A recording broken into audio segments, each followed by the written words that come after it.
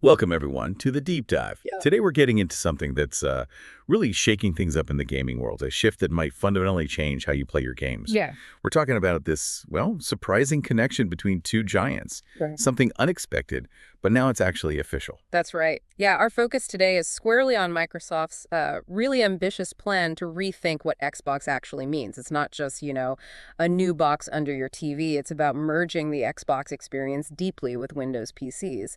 And yeah, the big one, that Steam integration we've heard whispers about is confirmed. It's like they're redefining the whole ecosystem. Exactly.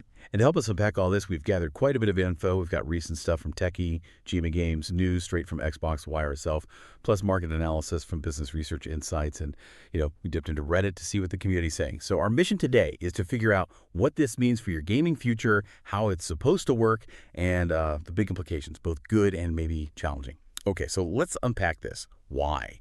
Yeah. Why is Microsoft making such a bold move, pushing Xbox way beyond the console? We heard Microsoft's VP, Jason Ronald, talk about an ethereal experience for players, for devs. What's the core idea there?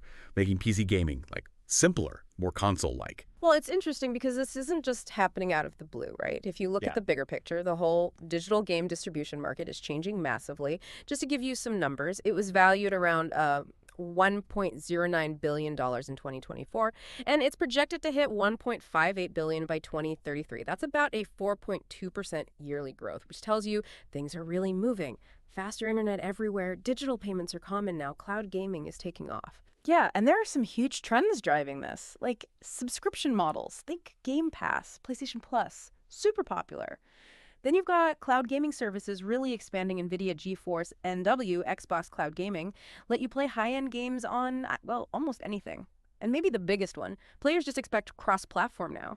Across PC, console, mobile, you see it with Minecraft, Fortnite, right? Play anywhere. Or games like Apex Legends, Warzone 2.0, letting you play with friends on different systems. Even cross-progression, like in Genshin Impact or Baldur's Gate 3, you pick up right where you left off, no matter the device. That's the expectation.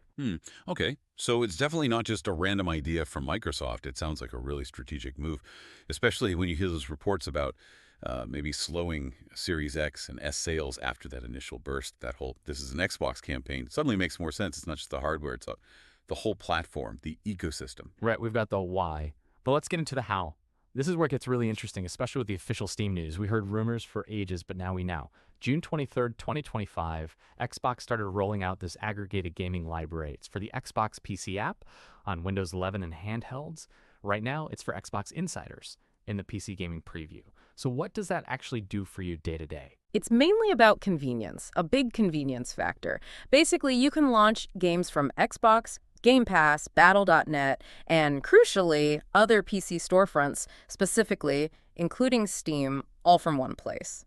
Right there in the Xbox PC app. So if you've got games installed from Steam or Battle.net, they just show up automatically in your library list, your recent games list, no more juggling 5 different launchers. Makes it way easier to just jump back in. And they've confirmed it's coming this holiday season to devices like the ROG Xbox Ally, the Ally X, giving them that new Xbox full screen feel. And, if you don't want to see games from a certain store, you can just hide it. Okay, that actually sounds pretty slick, man. My library is all over the place, so yeah, that's appealing. But, okay, that's the PC app. What about the actual console, the next-gen Xbox? The rumors there are even wilder, right? About the hardware itself. Oh, absolutely. The whispers are getting louder about the next console, maybe targeting 2027. And the big rumor is that it might actually ship with the full Windows OS, with Steam and maybe even the Epic Games Store built right in, directly integrated. The idea, reportedly, is they're building a special Windows shell. Think like Steam's big picture mode, but maybe more integrated. Something to make Windows really controller-friendly, feel like a console from the moment you turn it on. And the shell would work on that next Xbox and on PCs, trying to fix those clunky UI issues you see on some Windows handhelds now. Basically, hide the desktop, hide the taskbar, make it feel purely like a gaming machine. And we've heard about Project Kennen too, that collaboration with Asus for an Xbox-branded handheld running Windows 11. That seems like a testbed, right? A way to figure out that user experience on a Windows device that needs to act like a console.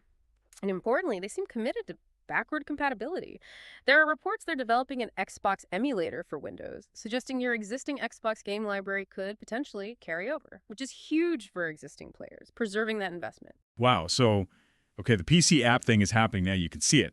But the full console integration, if those rumors pan out, that's like a paradigm shift. really Right. blurring those lines between PC and console gaming. But what's the real challenge there? Taking Windows, desktop OS, and making it feel seamless on a console. How hard is it to truly hide Windows with this shell without, breaking things? What's the biggest risk? Yeah, that's the core technical hurdle, and it's fascinating how they plan to do it. Windows, fundamentally, wasn't built for gamepads first. You've got the taskbar, start menu, notifications, not very console-like. So their approach, it seems, isn't to build a new Xbox OS from scratch. It's more about layering this Xbox experience deeply onto Windows, making Windows better for gaming. This shell has to effectively hide all that desktop stuff, make the Xbox UI the only thing you see from boot up. The risk. Frustration if that layer isn't perfect, if Windows pokes through, or if it causes bugs, performance hits. Console players expect simple, plug and play, no messing with drivers. Delivering that experience on top of Windows, that's a major technical lift. And, for the game studios, this whole cross-platform world makes things way more complex. Just tracking players. They need pretty sophisticated tools now to follow your journey. Like maybe you saw an ad on Twitter, bought the game on Steam, but play it mostly on your Xbox. Studios need ways to connect those dots using things like server-to-server APIs, basically systems talking directly to each other, and probabilistic attribution, using data patterns to guess how your actions link across devices and stores. It just shows how tricky it is for developers to really understand their audience now. Right, okay. So, practically speaking, for me, the player, sitting down with my controller or handheld, what does this future look like? Well, if the full vision happens, you'd get that unified library we talked about, but right on the console. Imagine turning on your Xbox and all your games are there. Game Pass, Steam, Battle.net, whatever. One list, ready to go. It would just simplify managing everything so much. And on those handhelds, like the ROG Ally, this is where it's really meant to shine. Giving you that console UI over Windows, making it feel less like a tiny PC and more like a dedicated gaming system. It's all about less friction, more gaming. Okay, let's talk stakes. The big so what. What are the real benefits here and the potential downsides? For players, it seems mostly positive. For players, yeah, the upsides look pretty significant. Access to Steam's huge library, those famous Steam sales with discounts you just don't see on consoles. Theoretically, maybe even playing PlayStation games that happen to be on Steam on your Xbox hardware. That's a mind bender. Plus, the potential for mods, a huge part of PC gaming possibly coming to the console experience. Overall, it means more choice, probably more competitive pricing, generally good for you. But for Microsoft, Yeah. there gotta be challenges. Yeah. Big ones. Oh, absolutely. Huge challenges. First, the money. The Xbox Store currently takes, what, a 30% cut?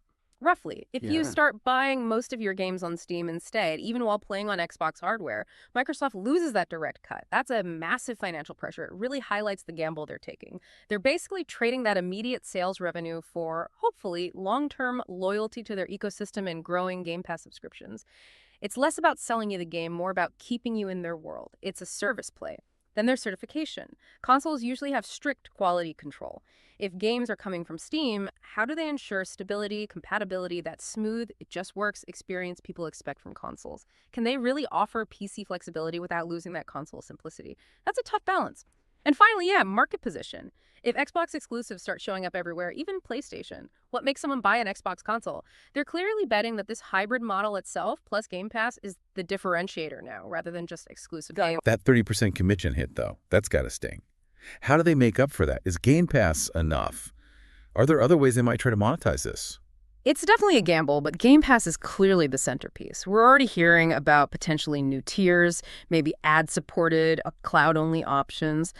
The thinking seems to be that Game Pass isn't meant to replace Steam, but to complement it.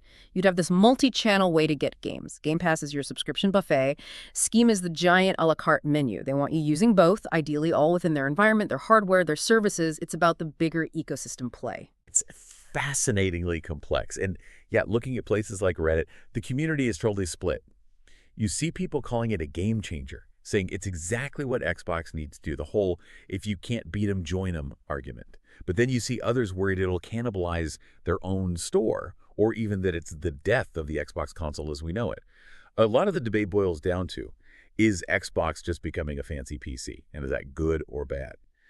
So wrapping up our deep dive here, Microsoft is making a huge transformative move, redefining Xbox from just hardware to this whole gaming ecosystem.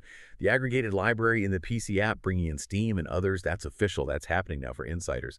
And these persistent rumors about deeper integration on the next console, well, that could really change everything for both PC and console gaming. Yeah, it really leaves you with a big question to chew on, doesn't it?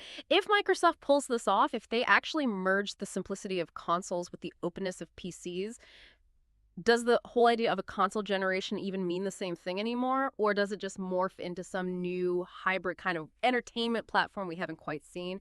What does that future look like for your game library? How you collect access and play your games? Definitely something to think about.